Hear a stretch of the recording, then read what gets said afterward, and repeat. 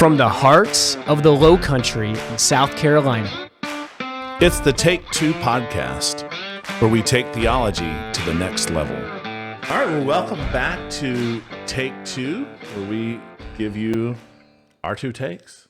I like My it. take, your take. Hey, yeah, there's two of them. Two of us, two takes. I feel like we should. I got a comment today from someone that said, "Hey, you're just going to wear the same clothes every podcast because the first two episodes we went back to back." So I feel like I should have changed shirts. Right, because we record two of them at a time, at least. Right, yeah. We've talked about, for Easter or maybe vacations, we might have to record more than one and put some in the bank. So it may be the same clothing over and over again. There was this is like far afield. It's like we don't plan for all these conversations. But there was a news station that had their guys wear the same exact clothes for weeks. Same tie, same suit, same everything. No one said anything to them. And then like the next week they had their hosts, the female hosts, wear the same dresses. And they got all types of comments. Comments like, why are they wearing the same dress every day? So as guys, we should be able to get. My point is, we should get away with it. Yeah, that honestly, you're probably right. This podcast, we just recorded in the same clothes. Right. One earlier that kind of corresponds to the sermon that our senior elder, Pastor Joel, preached through this morning. And so this is our second one, which is kind of, right. We can go in different wherever directions. we want to go. Wherever. We can talk about how great the Patriots are. Michael. Oh, boy. Or, you're quoting C.S. Lewis, but his friend J.R.R. Tolkien, man, oh my goodness, he wrote some books. Let me tell you, Michael Mott, the Lord of the Rings fanboy. Yeah. So we're gonna look at a couple. I feel like they're interesting things. Yeah. What's the guy's name? Well, if you had asked me this 2 days ago, I would have said Michael Heiser. I saved you. I should not have saved you. You shouldn't have told me. But I was informed this afternoon that it's just Heiser. So that, it's like you learn someone's name wrong. Because you were saying it wrong about 30 seconds ago. He's like, well, what did Heisler say about this? I was like, I hope he says it on the podcast so I can correct him. Right. So that's a pre-warning that Heisler may come out of these lips, but I'll try to say Heiser. And I don't know what you want to say. I'll be the first to admit I have not read every single book that Michael Heiser has written. Right. I know he can be a polarizing name, or it can be kind of, I feel like it's kind of trendy, some of the stuff that has come out recently through him. He's made it accessible, some of academic stuff kind of accessible. I've read, what is it? His first book. Unseen Realm, like the big book. Yeah. So I read that, and honestly, so most books, I would just say this from here on out, most books, if I say I've read them, I've listened to them on Audible. So there's that really reading? I'll count it. That's good for me. So you probably get like 95% of the retention, 90% of the retention, and it probably your mileage would vary. But I listen to a lot of stuff, so I feel like I get pretty good retention. And another aside, if you ride in the car, Michael, it's like 2 times speed. It's just like they're zipping by. Yeah, like for me, I'm like at like 1.25. I think we're moving, but this guy, he's really getting that information. If it's nonfiction, it's 2x. But if it's like fiction, like a book that I'm just wanting to relax and recreate, then it's probably like 1.3. So yeah. Well, but I say all that to say, the Unseen Realm, I made it strong through the first 2/3 of the book, and I listened to the last third of it, but it seemed like we were getting like supposition on top of supposition, and and I don't remember some of the specifics there. It just seemed like we were starting to get into higher waters that I was like, I don't know.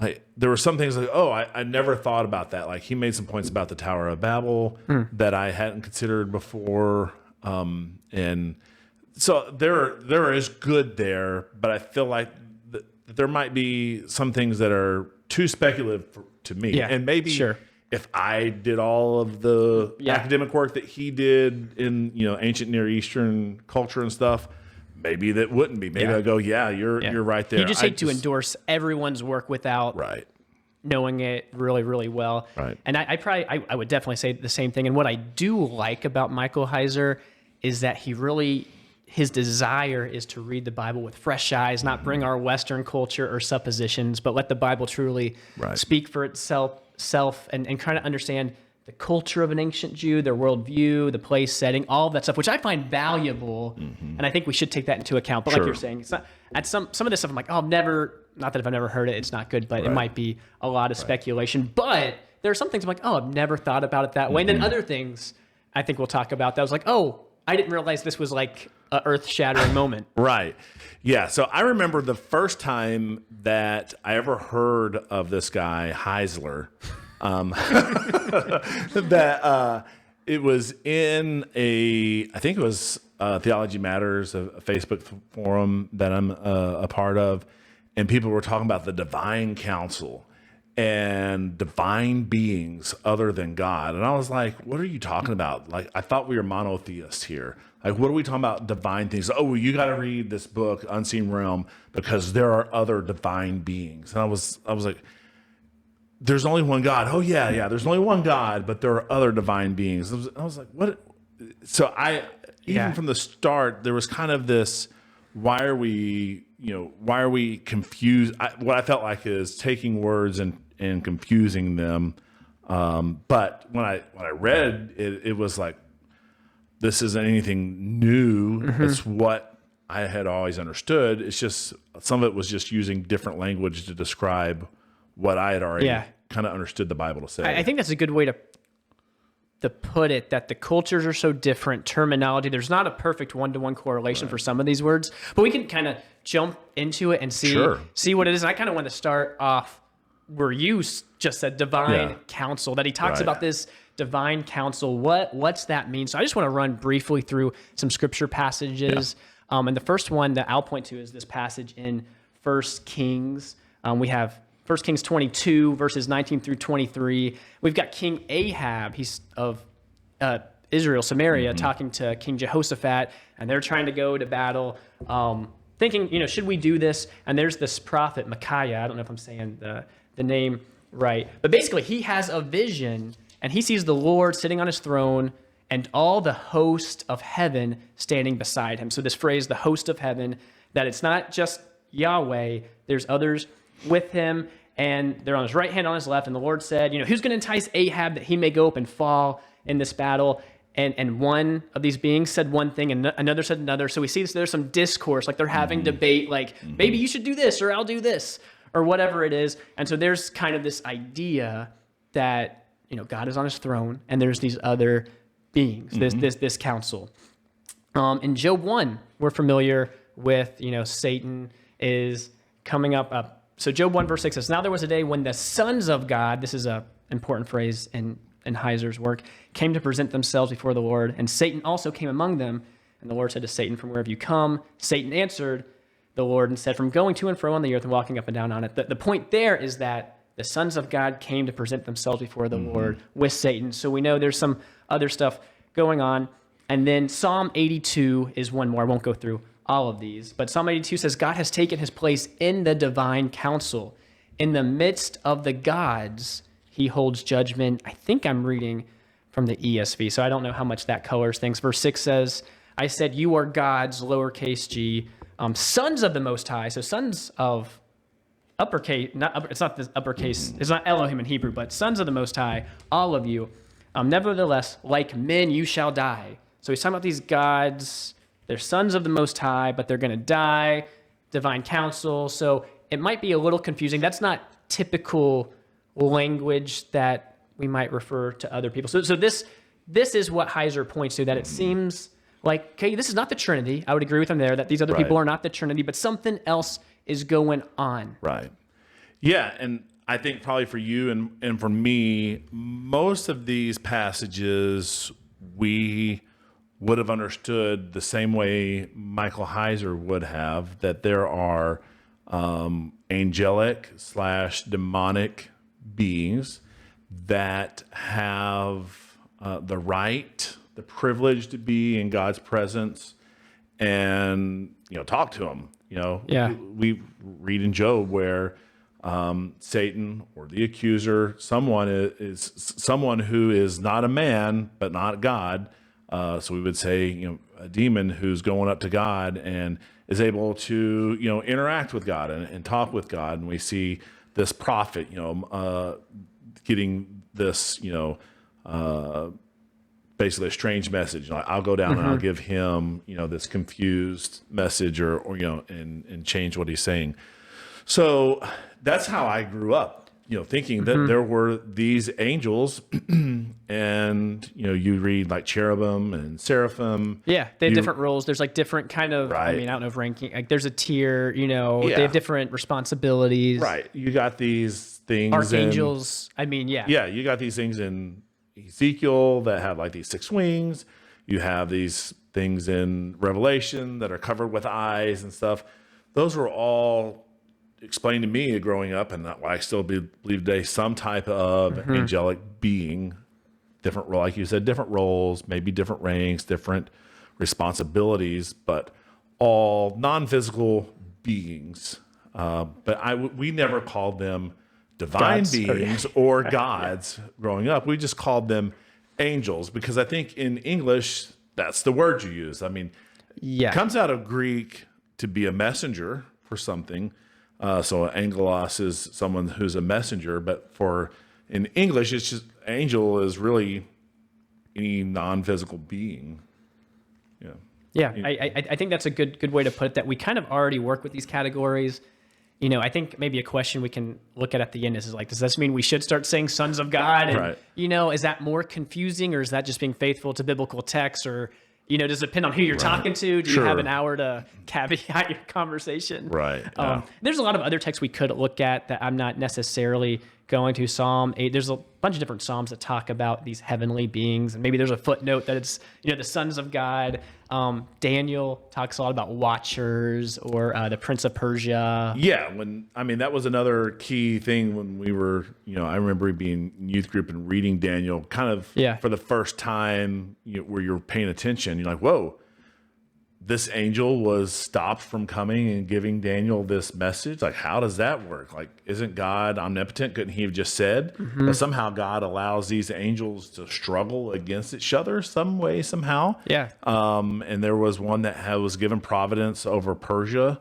So, and I know that people come from different backgrounds, and maybe even people listen to this podcast maybe come from different backgrounds, and this might be news to them. But for me, this was like, this is what we grew up with. Yeah. There is a spiritual world, right, and stuff, and maybe it gets downplayed a little bit, but I think it should be upplayed more than it is, but it's people are aware of it. So maybe this is a good place to transition to this term Elohim, this Hebrew word that I think most people are familiar, refers to God. When I think of Elohim, I think of the one true God. I don't think of these other gods. So I think that was helpful, like kind of seeing the biblical usage a little bit, Yeah, in Unseen World, he talks about how you could pluralize a word in Hebrew to give it gravitas, I guess I should say. So like there's times where we say he is the Lord of Lords or he is the God of gods. And so there, even though it's a singular being, Elohim, so El would be the singular,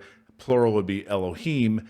But then there are places where Elohim is used and they're being punished for sin, or they're being, chastised for failing. So clearly this can't be a reference to Yahweh, the God of gods, the Lord of lords. So this has to be being used in a plural sense, that it's not like the gravitas, but it's just like, okay, gods, but lowercase G-O-D. And I think that that's part of the issue. Like even when we translate from Greek, we have problems, Greek or Hebrew or any other language. Like, there are words in Greek that have shades of meaning that we don't have a word that has all those shades of meaning in English. Yeah. So we try to find the most Gotta natural make a choice. word. Yeah, that's a really good point. And looking at this Hebrew Elohim, what in the Old Testament different, what it could mean. In Scripture, it could mean the God of Israel. That we hear Elohim, that's what we think of. Could refer to these council members, this divine council. We've kind of gone through a couple of these verses. Could refer to demons in Deuteronomy 32. It talks about demons as associated with these lowercase g gods, Elohims.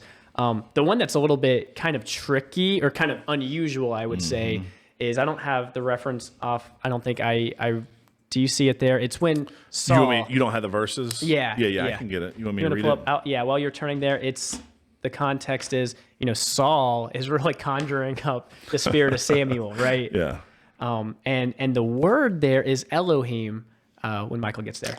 Yeah, it says, the king said to her, do not be afraid, but what do you see? And the woman said to Saul, I see a divine being coming up out of the earth. So this was this word Elohim. So just kind of giving the range. It's not like, range of what Elohim refers to. Right. And this was a human spirit disembodied. Yes. Yep. Yeah. And is your take, this is the actual spirit of Samuel? It seems like I don't know. Yeah.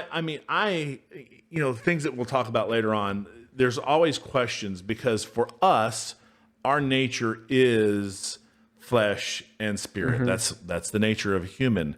It's not the nature of an angel to be flesh and spirit. So, but we can't really think in non-physical terms. So it's hard for me to say, you see a spirit somehow they're taking on something physical that us in this physical world can actually see. So that's why when you say, do you think that was a spirit? I'm like, well, you can't see a spirit. You can't see a soul. But yeah, there was some physical manifestation of his disembodied spirit. Yeah. Sorry to be precise there. Michael, always getting precise. And so I wanted to draw it to this kind of phrase we see a lot in Scripture, that there's no God besides the Lord your God, that he's God alone. This is all over the place. I pulled from Isaiah 45. Which states in verse 5, I am the Lord and there is no other. Besides me, there is no God. And so Heiser, he's looking at this and he's saying, well, this doesn't mean there's no other God. It's another Hebrew idiom of sorts, just pointing to the preeminence of the God of the Bible. And I should have pulled these up, but he mentions, there's verses talking about Nineveh or Babylon saying there's no city beside Babylon. Right. We know there's cities, other cities were around, but it's just pointing to this is the greatest city, in their eyes at least, right? Yeah, there's lots of times where hyperbole is used and you have these extreme hyperbole, like you'll see spoken of Solomon. There was no one wiser than Solomon and no one ever born would be wiser than him. Well, I would think Jesus is a man who's wiser than Solomon. So it doesn't mean as pointed as how we would take it in English. It just means like Solomon is a very, very wise man. Yeah, very, very, very, very, very wise man. Yeah, it's making a point. And I pulled, I was thinking, showing preeminence. It's almost like saying, there's no quarterback besides Patrick Mahomes. It's like technically there are other lesser quarterbacks maybe like that played for the Patriots or something like that. Yeah. But you're saying, there's no one on his level, even, know. So just thought that might help the audience really understand. Yes, yeah. Loving it. Loving. I know. I regret saying that because we just opened the floodgates. No. We'll keep going. I'll be the bigger man. Literally and figuratively. Yeah. There you go. Very, very true. Looking into the New Testament, I like this passage that Paul writes in chapter 8, verse 4, because I think it helps also get a sense of how to think through this. He says, "Therefore, as to 1 Corinthians 8:4." You just said chapter 8:4, so that they wouldn't know what book you're referring to. Yeah, keeping the audience guessing. Thank you, Michael. Yeah, you're good. 1 Corinthians 8:4. Therefore, as to the eating of food offered to idols, we know that an idol has no real existence, and there is no God but one. For although there are many so-called gods in heaven or on earth, as indeed there are many gods and many lords, yet for us there is one God, the Father, from whom are all things and for whom we exist, and one Lord Jesus Christ, through whom are all things and through whom we exist. I think I just repeated my copy and paste on my You're good. But he's kind of saying, these so-called gods, but he's like, but there are really there's really demonic forces out there too. He's kind of making that point that I think is a good way to think about it. Like these idols don't have power, but there is spiritual, warfare out there. Yeah, I think this goes into a point that maybe you're going to make is in our Western culture, other than like movies and stuff, or if you're like watching paranormal, for the most part, we are not expecting to see the spiritual or the non-physical at work in our lives. Like we discount it. Like we're very materialistic in the sense of we just think that atoms and motion is really all that's there. That's kind of permeated our culture. Whereas in other cultures, that's not the case. Like they still worship these gods. And so you hear missionaries maybe going to other cultures and seeing stuff. And like, well, this was really our experience. Like it was very scary.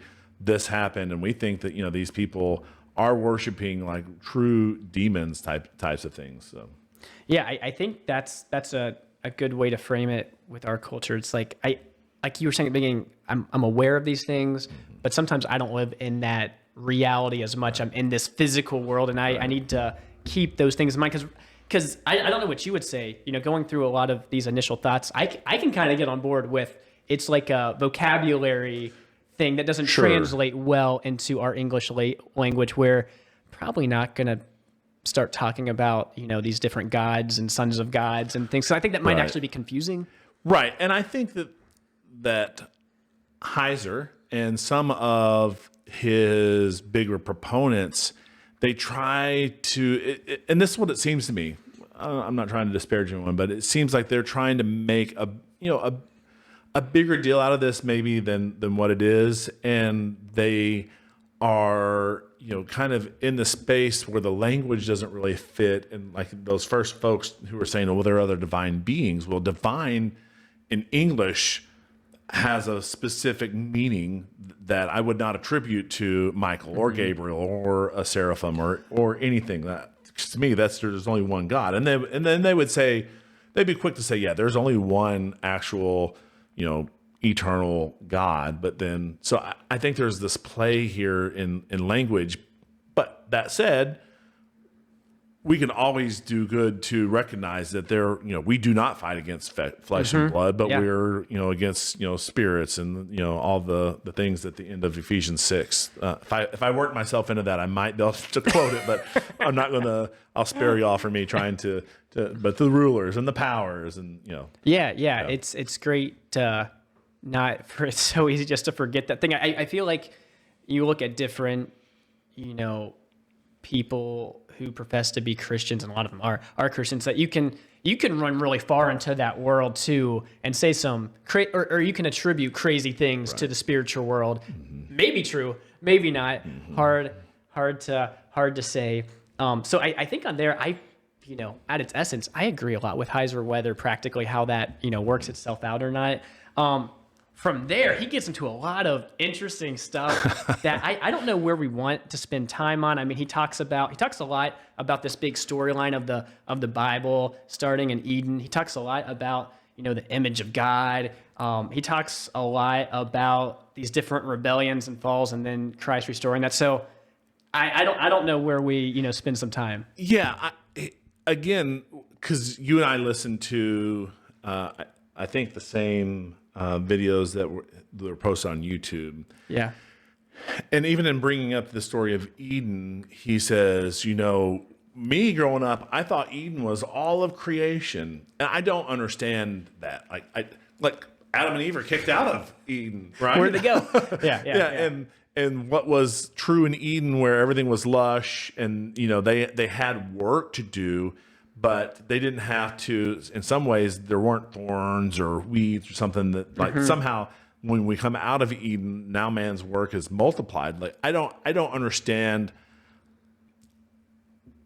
how you could read through that and not come away with, well, Eden was this very special place. It was a place that God had created so that he could commune with Adam and Eve in a very special way. And when the fall happened, they were lost out of that.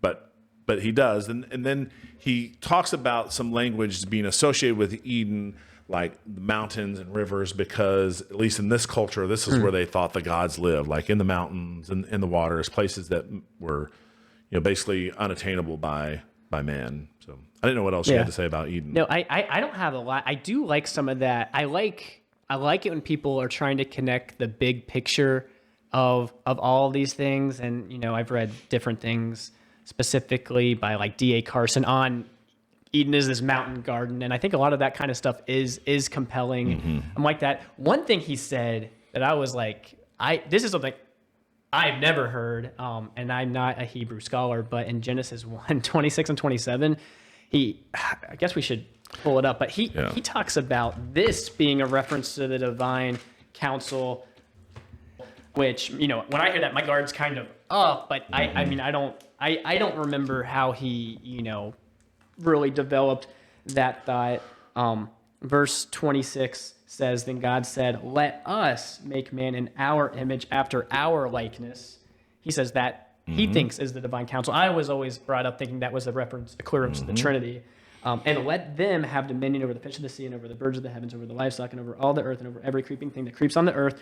27, so God, then it shifts from us to God. So God created man in his own image. In the image of God, he created him, male and female, he created them. And so what he wants to say, I think, is a principle that we probably would affirm, that angels and humans created the image of God in a way, but that reading makes it seem like I'm like an image of an angel, kind of, or whatever this lesser, divine counsel. Right. His read is God's talking to this counsel of his and saying, hey, counsel, let's make this man in our image. And I just don't understand that. I don't know why you would go there. Well, and he makes a big deal out of what it means to be an image bearer. And I agree that the role of an image bearer is a function. Like, we're representatives. We're like to commune with God. We're supposed to, kind of be judges of the earth, which we see in that verse that you were reading at the end. They're going to rule over the fish of the sea, over the birds. We're kind of going to be the rulers of the earth. And so we're judging. So we're bearing his image to the earth. We're kind of stamping, but I think it's also good to say that the image would, roll over to some qualities like consciousness, having a will, having emotions, being able to have an intellect, being able to have the eye of eternity. Like, passage says that, he's put eternity in our hearts. Because we know, as smart as animals are, they're probably not waking up thinking, where's grandma? You know what I'm saying? Weird. I think you're probably right. Right. Yeah, so we have, there's a qualitative difference between what it means to be human, what it means to be animal. And of course we know that there are different stages of life, and when we're asleep, we're not thinking about these things. Or if you're, a fetus, you're just not at the stage where you can think about these. So, but I think there are qualitative things that are also associated with being an image bearer, along with the role of being his representative judges on earth. Yeah, I like that take of both of these things. And image of God, I feel like, you read 3 different systematic theologies, and they like basically say the same thing, but they're like a little bit varied. But both of those things, it seems there is a qualitative difference in man that's not too far of a stretch to see. You just look around, you kind of see it. So I agree there. And then he makes some of these. He talks. I don't know. I don't understand it as well, so I don't necessarily want to get into it. But he talks almost like there's the fall in Genesis 3, but there's another. He talks about like Babel's a fall, and they're all fall, and they all have different emphases. Right. And I don't know. It was interesting. It just wasn't compelling as a and I would agree with you as well. I didn't mean to cut you off. You're good. I think that there was a fall of angels, and there was a fall of man, and a lot of sin and a lot of bad things came out of those.